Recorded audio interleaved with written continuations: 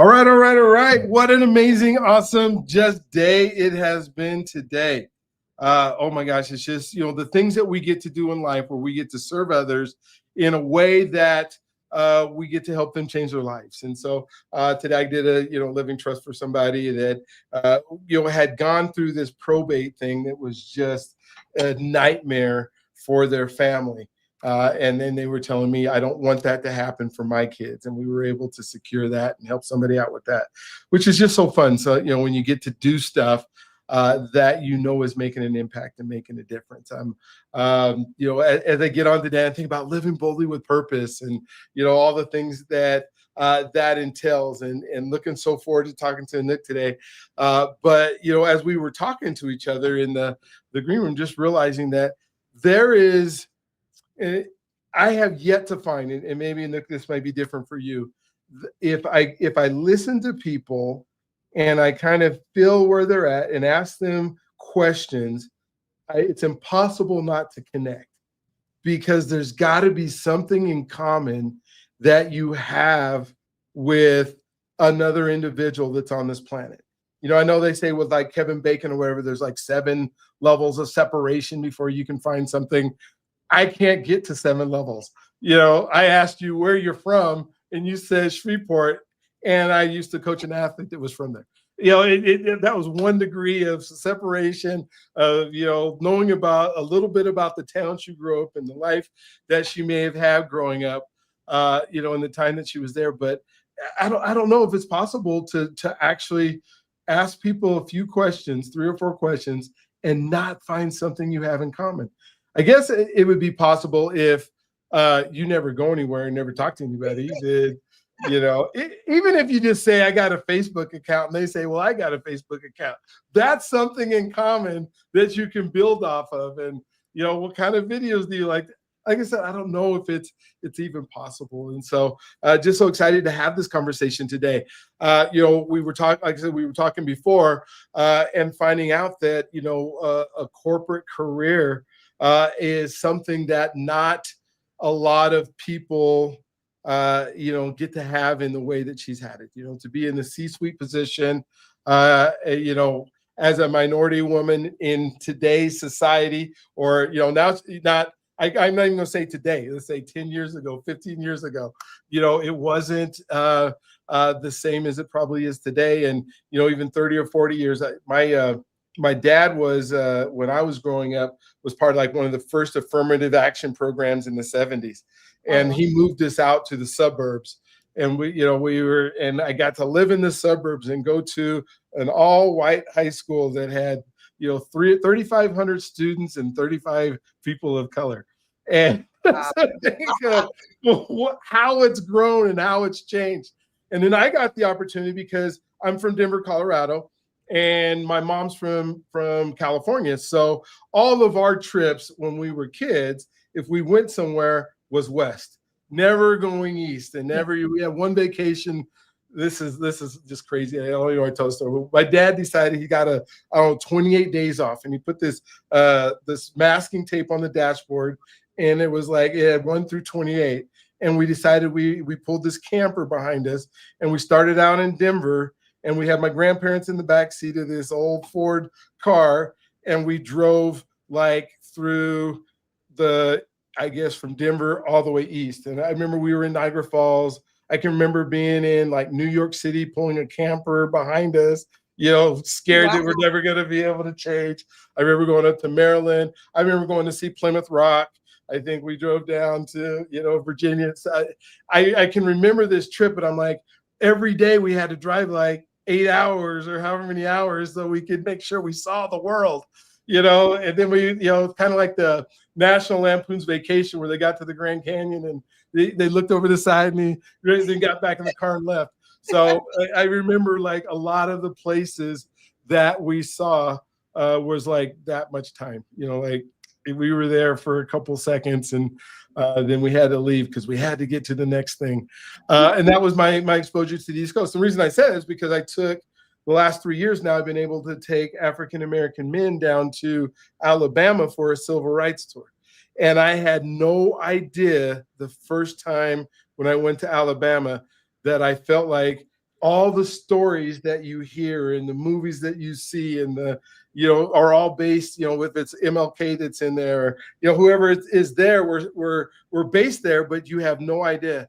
And then to go there and feel like we're still in 1970, and to feel like, we're at least where we were taken on the tour. And we started out in Birmingham, and then we went to Selma, and we ended up at the Legacy Museum in Montgomery. Oh my gosh. And I've been to the African American Museum in DC, which is really cool. But you have like Beyonce playing music, and it's like a celebration of African American history, and it's so cool. Then you go to the Legacy Museum in Montgomery, and it's not like a celebration. It's like, ooh, we're getting serious here. This stuff really happened, and you really gets hit with the emotion and the things like that. And so for you to be able to hit the heights that you hit in our world today is just phenomenal. And then to say, okay, I've done corporate and now I'm ready to do my own is even more exciting and more fun to talk about. So I can't wait to have this conversation with you.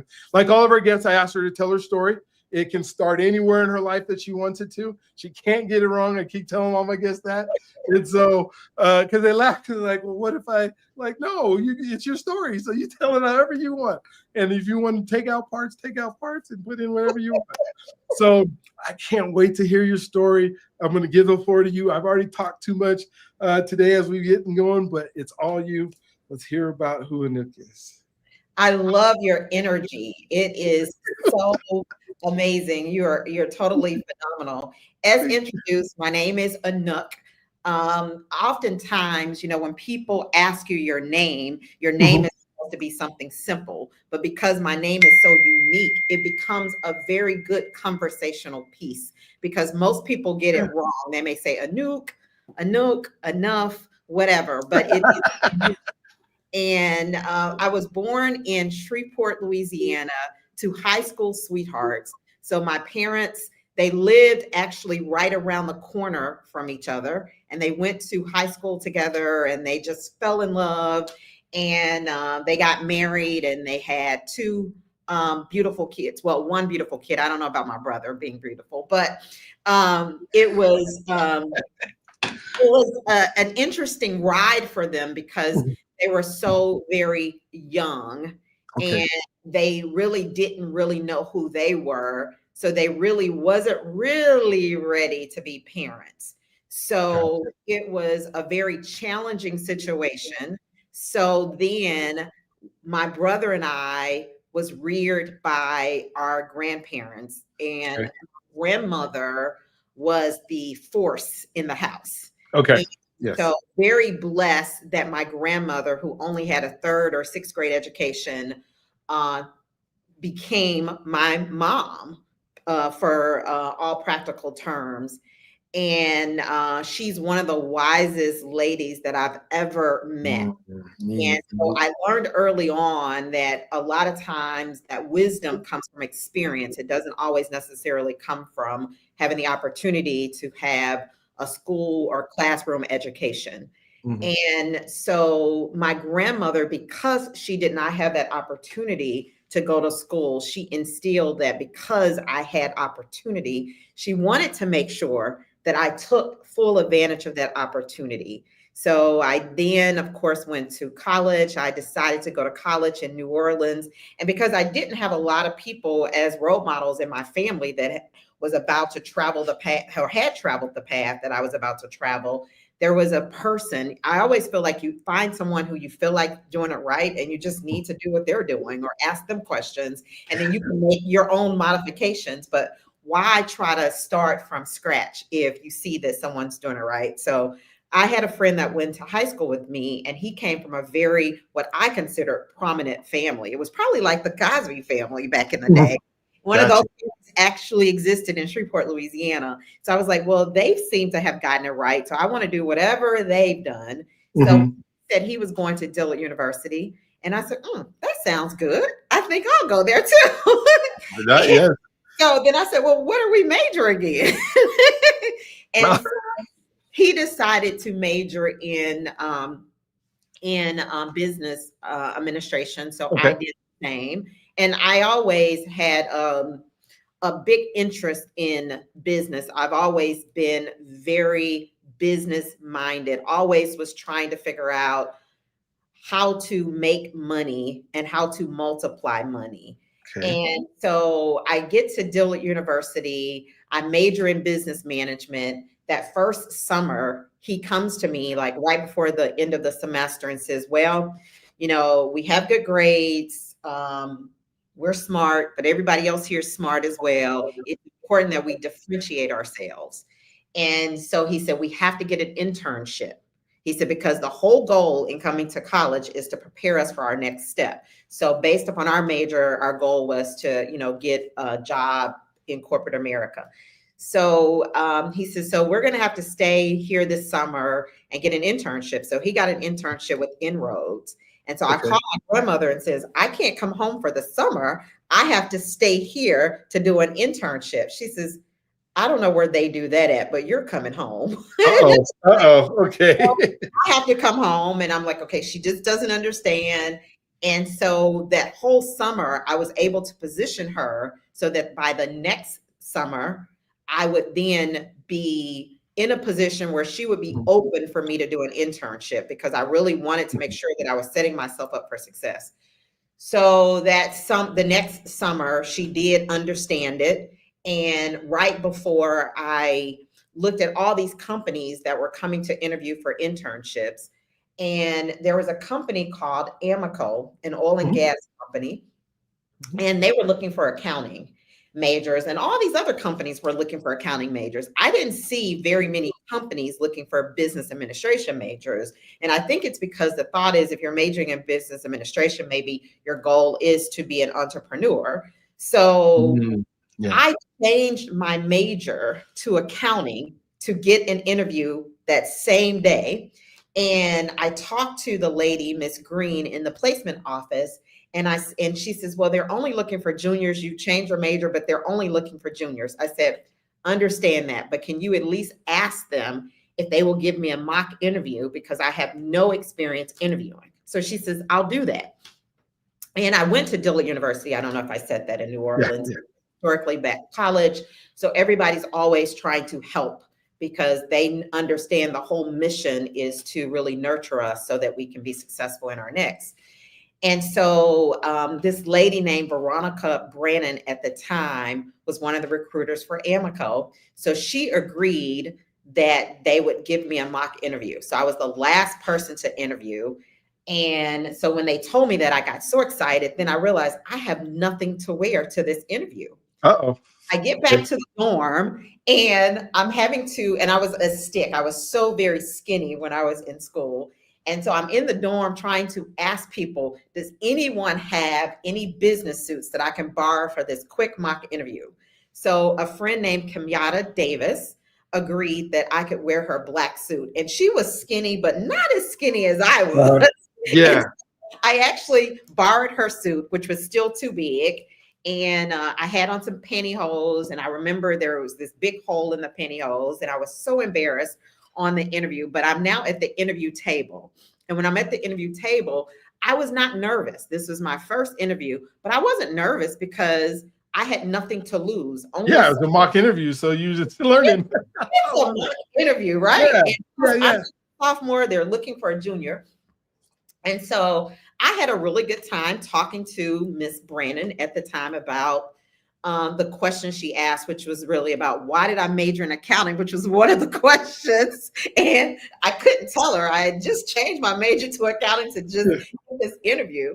So anyways, I think a couple of weeks later, we had like a common mailboxing system. So everybody was getting their mail, and people that had interviewed was getting rejection letters. And so I had not gotten anything, but I was not really expecting to get anything because it was just a mock interview. So 2 weeks had passed. I still didn't see anything.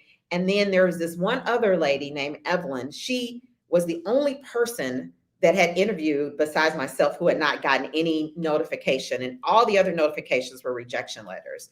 So I'm thinking, okay, Evelyn definitely must have this one in the bag because she's a junior, I'm a sophomore, and mine was just a mock interview.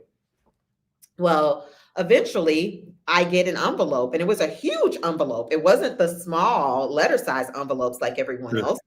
And I open it up and it says that I am being offered an internship. Oh my gosh, that's so cool. Yes. Yes. And I was like, this is unbelievable. But it was so exciting. So I got an internship my sophomore year. And so I started my corporate career actually while I was still in college as an intern. So I did an internship with Amoco in Tulsa, Oklahoma. So you had to go to Tulsa from, oh my gosh. Yes, yes. And so I had never heard of Tulsa. I've heard of Oklahoma, of course. And I had heard of Oklahoma City, but not Tulsa. And so I did my first internship in Tulsa. And then at the end of that internship, they offered me another internship. So I had another intern my junior year. And at the end of my junior year internship, they offered me a full-time position. So I was super blessed and so excited. And I've always been one to really play by the rules. And so I got good grades. I did what I was supposed to do. And now I'm thinking, wow, I have a whole senior year left. I've already accomplished what I need to accomplish because I've already received a job offer. So maybe I can let my hair down just a little bit my senior year. Well, let me just stop you real quick before you, because I got to know.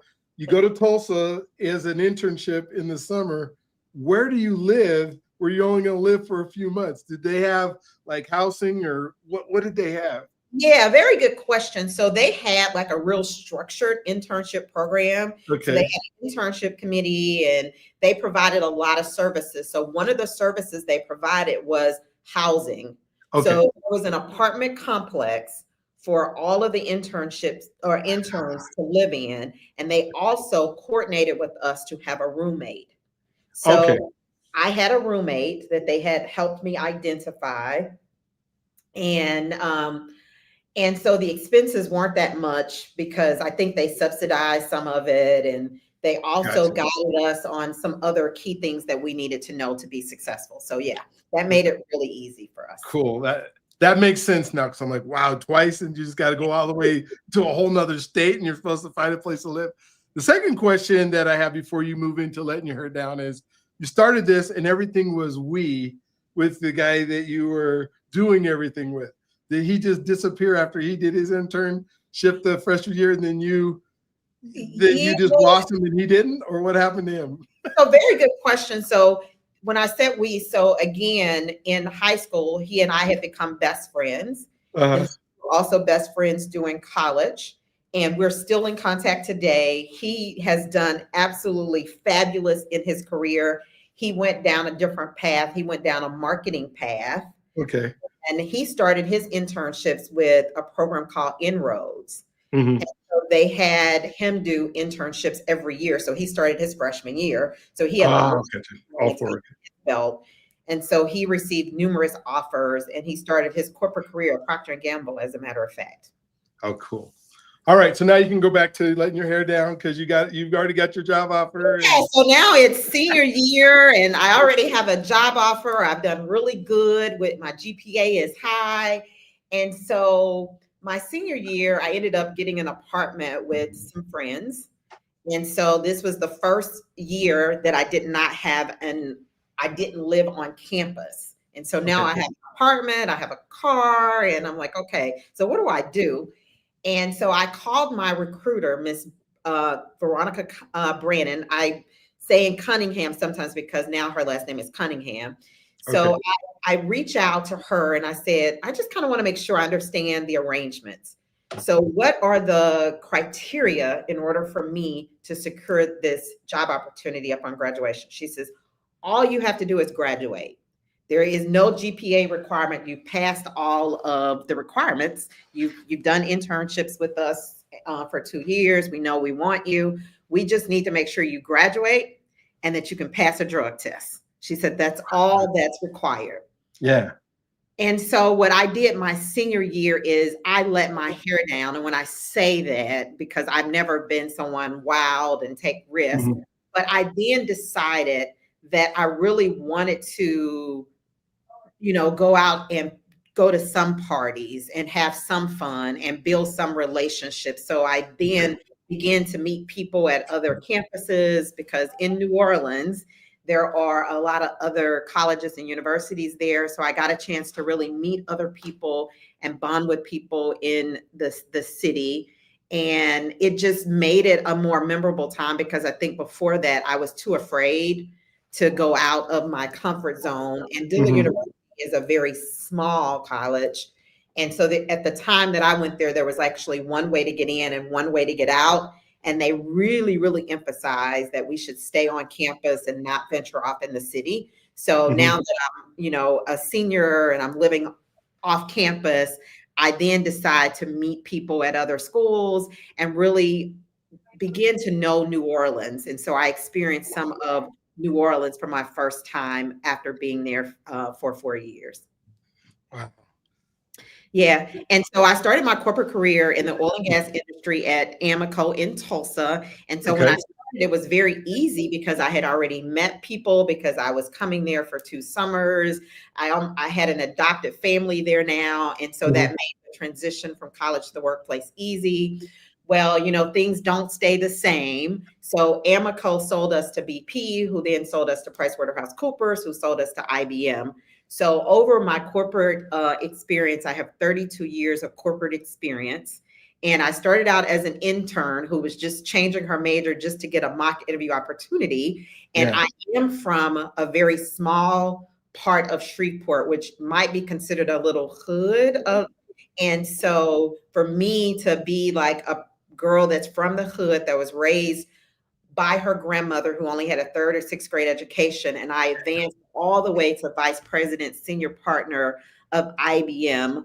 I was pretty excited about that, because I did not have anyone in my family that was a role model in that, because there was no one that had gone to the extent of corporate America. So there was a lot of key things that I had to learn, for myself, and to build a network to help me understand, key lessons and tips in order to make my journey achievable.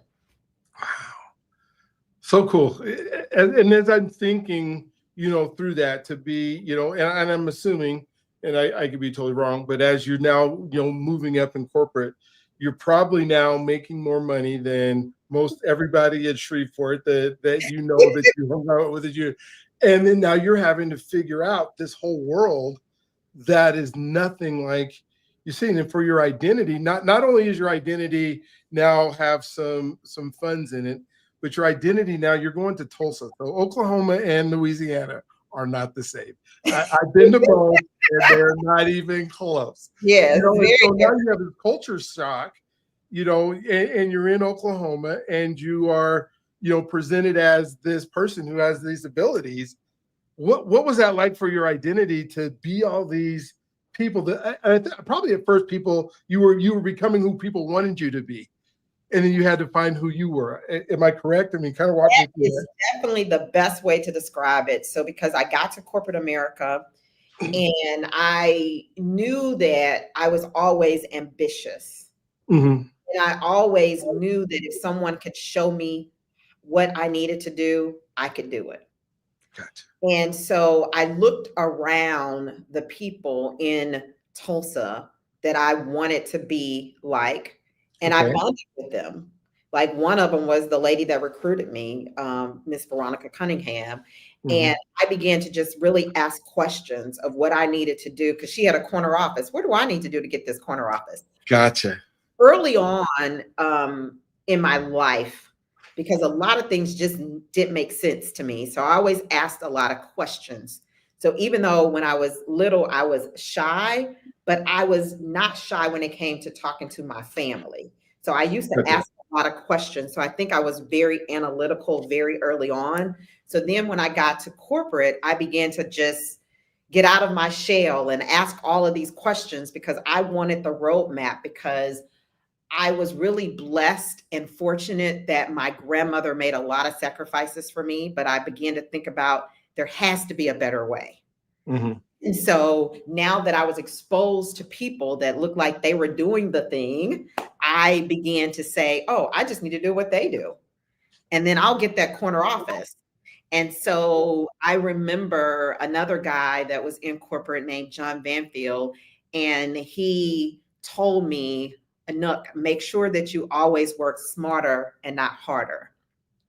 And then there was another guy named Melvin Thayard. He taught me of how to really build, relationships with corporate. So then I was trying to be like Veronica and John Banfield and Melvin Thayard. And so, being an imposter is kind of difficult. Yes, it is. Because you're You know? always trying to, you don't believe you're good enough, but you're always trying to be good enough. And so it's super hard. Exactly. And then the thing that was for me is as I became who I am one that's not shy. I really like people. I have a bubbly personality. And so sometimes to people, I can be too much. And to me, sometimes I was like, hey, am I really enough? And so what I learned through all of this much later in life was it was okay for me to show up as myself because no one can be me better than me. And so I began to say, it's okay to have mentors, and you really need mentors, sponsors, coaches, because I don't believe anybody can get anywhere alone, but you can take their advice, you can take their tips, you can take their lessons, but you have to make it your own and you have to show up as your authentic self. And so that is the biggest lesson that I learned. And that when I learned that, I flew up the corporate ladder so fast.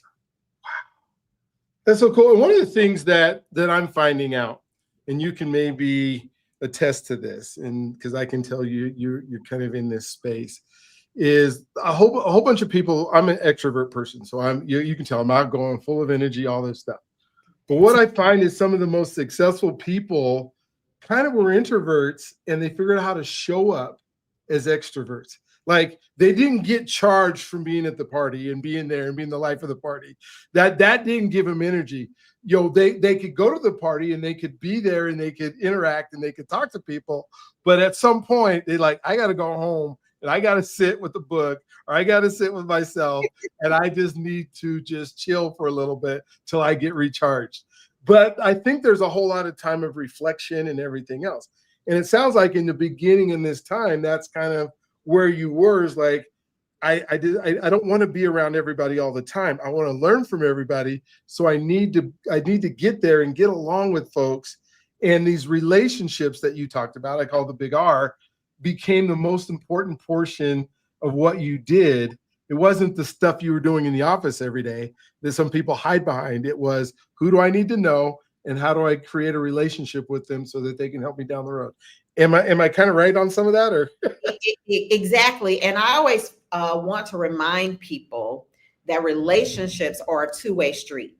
So even though I might have needed someone who had a corner office to help facilitate my career, there was things that I can bring to the table too, no matter where I sit at the table, because I had to realize that, hey, I bring light and value and possibilities in the room as well. And so one of my mentors back in the day, she was very good at coaching me on what I need to do in corporate, but she also wanted my advice on some things because she was like, oh my God, you get along with people so easily. Can you kind of help me? So I then began to understand that there was value in what I had to bring, even without having that much experience at the time in corporate. So that's why I say when people can really show up as their own authentic self, that in a relationship, there are things that you can bring to that table, no matter where you are in your career at any juncture in time. And just remember that, because people don't want to be giving all the time. You have to also be receiving, because it's that two-way street. So cool. I love it. I'm almost finished with writing a book. It's called, or it's going to be called, I think, because I might go through a couple title changes, but it's Relationship versus AI. And I'm really diving into this whole AI world and how afraid people are and about knowing, versus learning. And we're coming from this world where it meant everything to know everything, to memorize what you do on a test, and to memorize what you need to be. And somebody tells you exactly what you got to do, but it takes away the learning, because you could do something for 20 or 30 years repetitively, know exactly how to do it, and be successful 20 years ago. Today, you do something that happened for 10 years and the machine changes and you can't continue to do it. And it sounds like you figured out this learning thing way before AI ever showed up, way before, because you were always figuring out ways to learn. Is that kind of where? Yes, and I don't know why this just popped into my head, but growing up, like I was born in this 1971, to be real exact and specific. Okay. That I remember that we used to have like all these encyclopedias. Yes, the green one. The green one. Yes. And so I remember when I needed to know something, or I had an assignment at school, I had to go pull out all these big books to go through things. And now I tell my son, who's 24, life is so different because everything is right there at the tip of his fingers.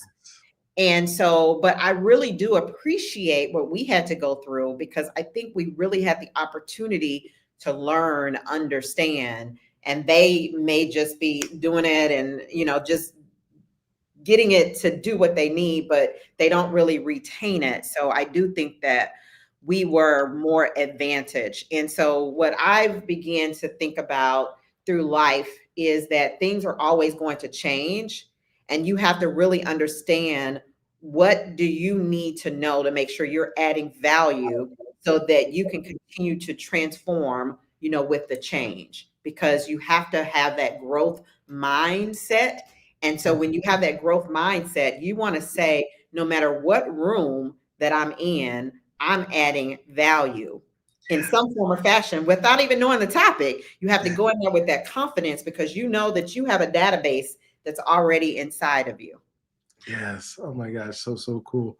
So you work in corporate America, you say, for 32 years, and you get to the highest of high that you probably were, unless somebody dies, you can't move up any further. And so, because you're probably around the same. So you decide, wait a minute, I've been doing this all of my life and I'm really good at it. Let me go try to do some of this stuff on my own. Maybe kind of talk about that transition in the mindset of, transitioning from corporate America to entrepreneurship, and then all the things that come with it. It's kind of like starting over, even though you have all these skills, but you haven't been doing it in this arena.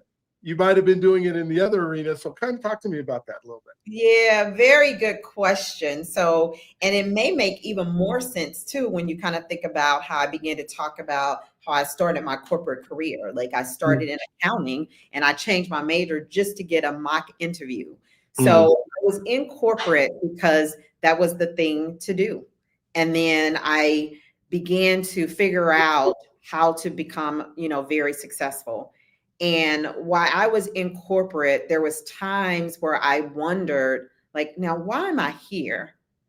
How did I get here? And then I remember that there is a purpose in this space. And so my purpose is to serve people. And so I began to say, no matter what position I'm in, or no matter what company or what environment I'm in, I really want to make sure I stay within my purpose, which is to serve people. So one of the things that I did, which also differentiated me when I was in corporate, was I made sure I always put people first.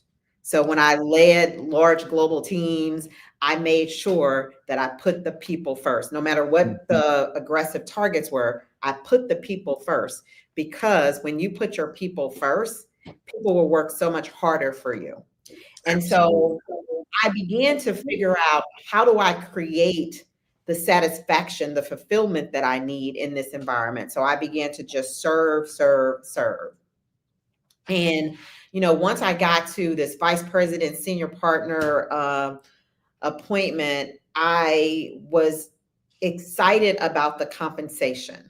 I could not believe, like when I was looking at it, I was like, I can't believe this little skinny girl from the hood in Shreveport, Louisiana is making this amount of money. This is exciting. And I was like, so being that my purpose is to serve, I wanted to figure out, how do I make sure I stay true in this season of my life? And so I then began to truly pray to God, because I have a very spiritual foundation and I don't want to do anything if God's not in it. So God began to talk to me, and it took me a little while to be obedient, but he was talking to me and was telling me that my time was up in corporate, that it was time to go do something different. So I retired from corporate IBM in August of 2023.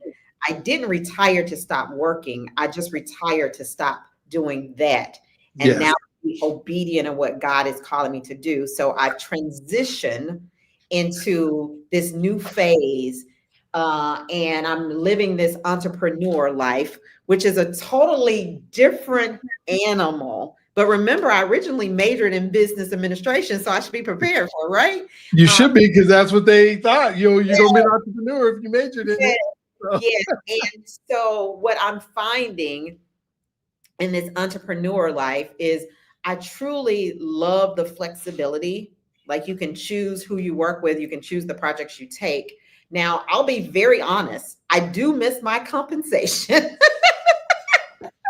I do miss it.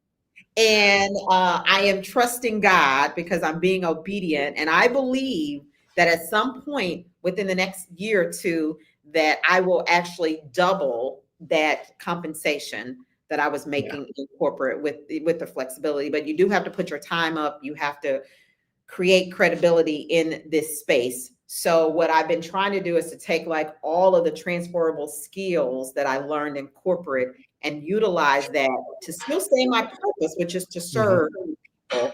So I'm doing that in a multitude of ways.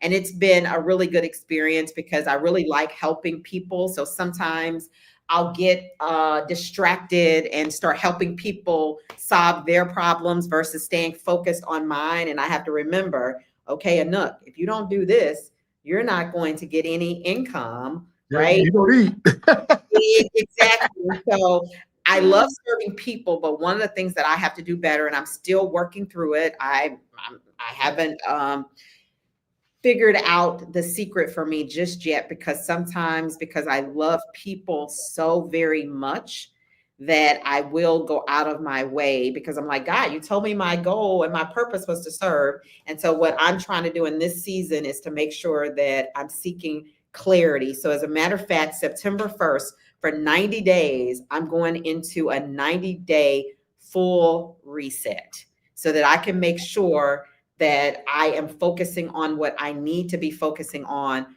to make the impact that I'm supposed to be making to my family and to the community. I feel like the Bible says, whose much is given, much is required. And I feel like God has given me so much and he's been so kind. And I feel like there's so much more that I have to do in this season. Oh my gosh, this is so neat, and to get to see your journey. I'm going to speak into, you're not going to double it, you're going to 10x what you were making before. I receive whatever that number is. I believe 1,000% you are going to hit it, because you have it right. And I love the fact that you're doing the reset. And part of the entrepreneur space is, it's almost sometimes I don't know if you've read the book Who Not How yet, but it is an amazing book on finding the right people that can partner with you in order to move you forward. Kind of like you talked about in your early life, you had your guy that you did everything with, and now it's just finding the right people to connect with. And it is a little bit different, because where in the corporate world you have people who do different jobs, and then in the entrepreneur world you get to do all the jobs until you find the way to get somebody else to take on some of those responsibilities. One of the things that I love about, we've talked a lot about, the stuff that you did, but I'd love for you to talk a little bit about your out of work life, over the years, your faith. I can tell that's a huge part of who you are. Maybe talk a little bit about family, the things that you did, the things that energize you. I almost see that. I think you're now that extrovert type person who really gets energized by being around people, and not having to go sit down and read a book. Maybe, I could have been wrong in the first place, but just you watching you. But talk a little bit about that, your family and your out of work life that you've had. Yeah. So in my family, I am the go-to person. Okay. And I love doing things for everybody in the family. And so my mom gets jealous at times when I go do something for one of her sisters, because she's like, okay, that could have been my time. But I really do love people, especially, my family and my friends. And I believe that it is so important that when God allows your path to cross, that you should add value in some form or fashion to everyone. And so at this stage in my life, I truly understand more of what's important. And so for me, being such a people's person, and I give so much to people, and I truly enjoy that, it really does weigh on me at times, because at night I'm like, oh, I'm exhausted. But what I've learned is to make sure that I create discipline in my life. And so it is very important for the routine that I have in the mornings. So every morning that I wake up, I make sure that I spend time with prayer and meditation. And at the end of the night, I make sure that I think about, what am I grateful for? So I spend moments of, gratitude, and I spend some quiet moments. And I really do love reading, books as well. And so I just try to make sure I have a really, balanced life, and that I'm remembering that you have to make memories with the people that matter. And growing up with my grandmother, and so a lot of my aunts did so many things for me. And I recently had an aunt who passed away totally unexpectedly. And so it just reminded me that you just never know when it may be your last opportunity to interact with someone. Yeah. And so actually it was in May of 2024. And I started probably planning it in like October of the previous year, is that I felt like my family had not gotten together for an official family reunion.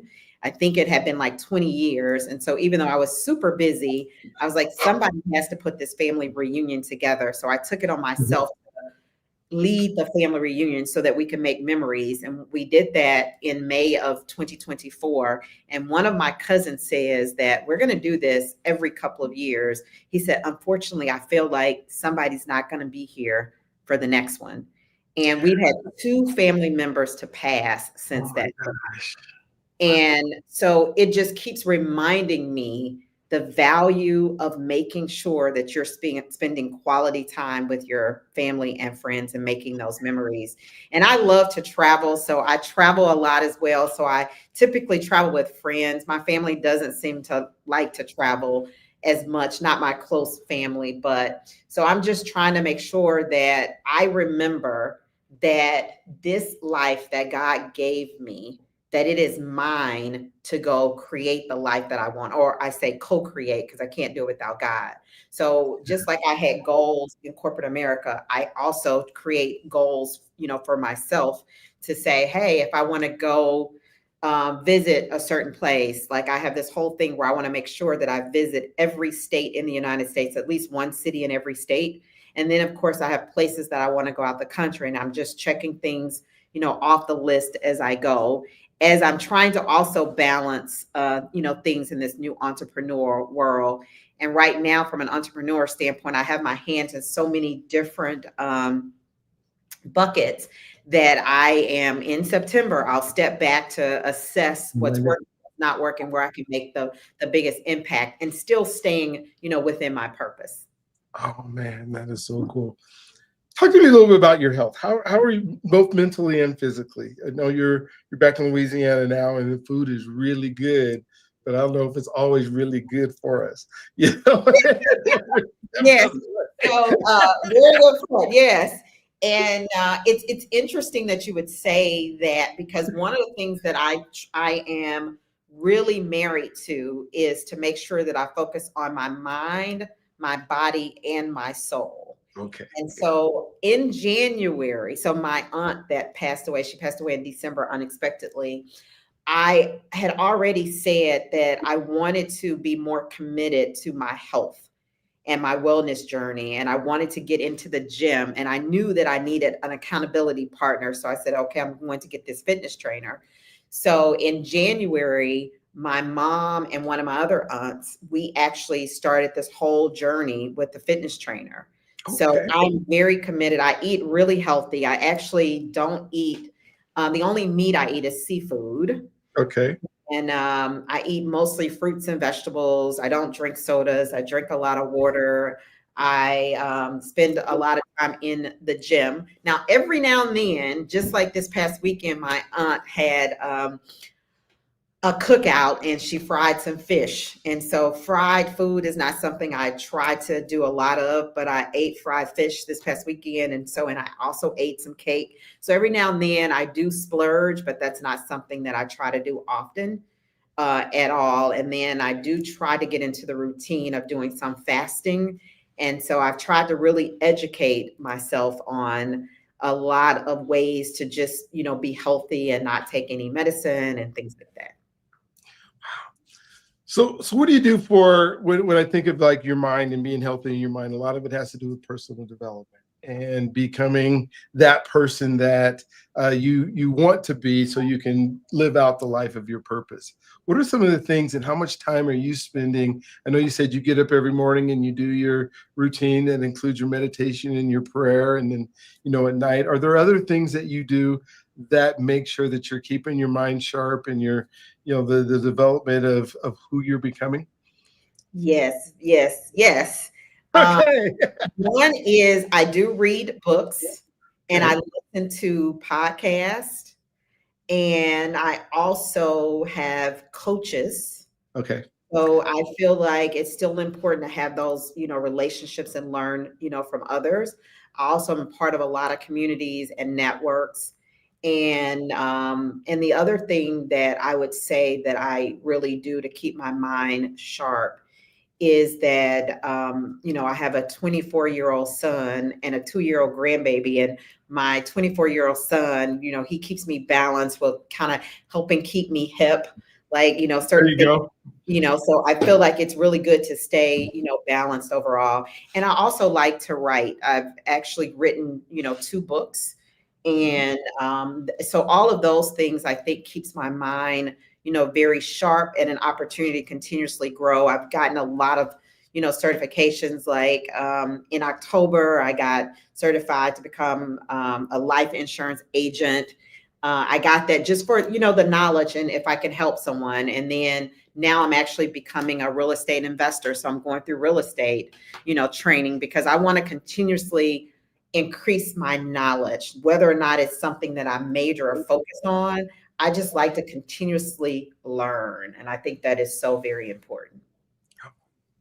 Thank you for sharing that, because I think sometimes we miss that part, that in order to become, you got to have to grow, and then to grow, it's you really have to work on you and who you are. I started a community that will be coming out this month called Becoming the Person University. Becoming the Person.com is where you go, but it's just it's going to be dedicated to helping people like yourself that are just, what do I need to do, and where do I find that place to go? What I'd really love to hear now, and because we're kind of getting towards the end of our show, and we haven't really talked about how it is that you are serving people, and what is it that you do that maybe we can help you out with, or how would people connect with you, or what do you want people to connect with you? What is it you do? Yes. So again, I told you I'm doing a multitude of things, but it's all Yeah. under the umbrella of serving. So one of the key things is I've taken like all of the lessons and all of the experiences and my skills that I learned in corporate America to help other people. So one of my sweet spots was leadership. So I have an online course that teaches folks how to gain rapid growth without working all the long hours. And I've developed a methodology that's called the Thrive Method. And I have a book out with one of my, friends, Dina Bigham, and the book is called You're Working Too Hard. And it gives you various tips and secrets. I also do a lot of speaking engagements and workshops around leadership, because I want to take those experiences and to use my experiences to help others. So that's, one area. The other thing that I am working on is I wrote another book that was called 30 Days to Yes to Me. I really feel like there's so much negativity that really spreads and goes viral. So I really want to do my part in encouraging, motivating, inspiring, and empowering people. So I host a weekly radio show every Thursday mornings that is an inspirational radio show. I also get out and do motivational speeches. I'm doing some things. I have a nonprofit where I'm helping, children make the transition from high school to college and college to the workplace. I'm putting on a women's conference and some other, workshops to keep, really teach people, really key skills. So those are the big things that I'm, working on right now. And I have a website. My website is www.anouk, which is ANOUK -mc.com. And on that website, there is like all the information about me, and it may lead you to other websites since I do have, several different things that's going on right now. Oh my gosh. So yeah, people could come to you now on your, like the book that that helps people that they're working too hard. Is that mainly geared for people who are in corporate America that are, staying all night and, they're the first one to get there, the last one to leave? Or is that for your entrepreneur type person or everybody? How It's does for that everybody. It's typically for people that are either in leadership positions or people that's aspiring to be a leader. And it does not matter what industry you're in. So it does not have to just be for someone in corporate America. So the tips that Dina Bigham and I put into this book is something that will help you no matter what industry that you're in. And it will also help, people like, an entrepreneur, because you have to build, teams and you have goals and things like that. So those things are definitely transferable. Gotcha. Are you writing another book right now? Are you in the midst of that, or? Well, you know what? I am not writing another book just yet. I have an idea. My next book, which I probably won't focus on to next year, is going to be something that's going to really get more into some key experiences that I've had from a personal standpoint. I've had a lot of personal challenges. I've just went through a divorce. And so I call myself Anouk version 3.0 because, was married twice. And now I'm like this third time around. And so I just feel like there's so many lessons that I've learned from a personal standpoint, and I want to kind of put that together in a book, but that will be a focus for 2026. Oh, cool. What's your favorite thing to talk about, whether you're doing speaking or you're training or you're helping people or serving people? What just gives you the most amount, like you go home and you're just like on top of the world because you got to participate in it? What do you love? It's really inspiring people to tell my story and for them to see that if I can do it, so can they. And to really encourage people to just be you and live boldly and go out there and co-create the life that you want. Oh my gosh. That is so cool. And you think about the purpose. Do you feel like you're living in purpose now, or you think you're just scratching the surface? Where are you? Yeah, I know you're doing your reset in September 1 and going through 90 days, but do you feel like you're doing everything that God put you on this earth to do? Very good question. And I would say that I am definitely moving in the right direction. Okay. I would say that I'm probably only scratching the surface because I feel like there's so much more, or I can be doing it differently to make a bigger impact. And what you mentioned earlier too, is we talked about the importance of relationships. And I became very key on how to build those relationships in corporate. And so my opportunity now that I'm in the entrepreneur world is to make sure that I'm creating the right relationships, the right collaborations and partnerships. And I think that will help to propel me so that I can make that bigger impact to align with my purpose.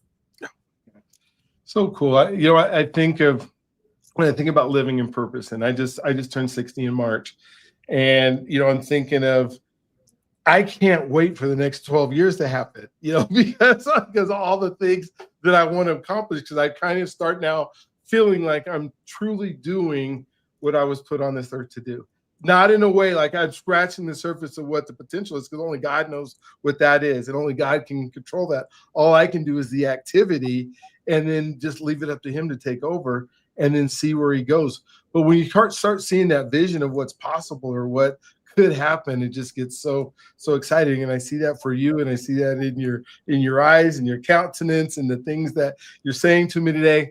And it has been such a pleasure to hear your story and to hear where you're going. And I can't wait to follow it and to see where you're going and to get your books and to have you come speak at my stuff when I have stuff going on, and all those wonderful things. And so for those of you who are watching this, maybe this is your first episode you've ever watched. She sent you a link and said, watch me on here. I want you to know we have a lot of these podcasts. I've done over 400 in the last 3 years of just people just like Anouk who are making their lives happen, that are living boldly with purpose. I have one specifically for Black men, which is called the Journey to Freedom podcast, which is, I told you about the men that I'm taking to Alabama every year. And we're going to go another trip here in January and just, hey, figure out this is where we came from. Now this is where we need to go. But I cannot wait to see where you go. Hit subscribe, notifications, all those things that we do here. I would listen to the radio. Is there a way to get to your radio show nationally, or you have to be like where you live? It's an international show. You can get it. Actually airs on Thursday mornings at www.gsslradio.com at 8 a.m. Central Time, 9 a.m. Eastern Time. And then it re-airs on Sunday at noon Central Time, 1 p.m. Eastern at kjmoneytimeradio.net. And I also put all the replays on my YouTube channel, which my YouTube channel is just my name, Anouk Brumfield. Well, this is what's cool, because if you're watching this today, because it's Wednesday today, and we're doing some of this live, you will be able to go there first thing in the morning. I'm going to go first thing in the morning at, I guess it'd be 7 a.m. for me because I'm on Mountain Time. But I will listen to your show in the morning, and I really can't wait to do that. Oh man, it's just been a pleasure and a blessing, and I want to thank you so much for being on today and taking the time out of your day and your busy schedule and all the things you got going to spend it here with us. Is there any one or two last thoughts that you would love to give everybody before we end?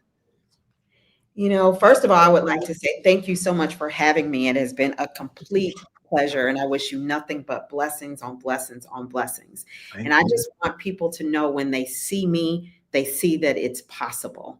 And to just always, one of my favorite quotes growing up was, shoot for the moon, and if you miss, you'll be among the stars. Mm-hmm. You guys, life is so short. We all have the same amount of time. Just go co-create the life that you want, and only compete with yourself. Don't compete with anybody else. Define your own definition of success and go out and create that success. Have joy, and just never remember that it's all about God, and keep God first. Like that scripture says, seek first the kingdom of God and his righteousness, and all will be added. All these things will be added. Yes. Well, thank you so much. Go to the websites. We'll put up the links here below in the chat and whatever the comment section. So pin it there so you'll be able to see it. Again, thank you for being on. We'll look forward to seeing you on the next time. Don't forget, you're God's greatest gift. He loves you if you allow him to, and do what he put you on this earth to do, because you'll be so blessed when you do. We'll talk to you guys on the next one.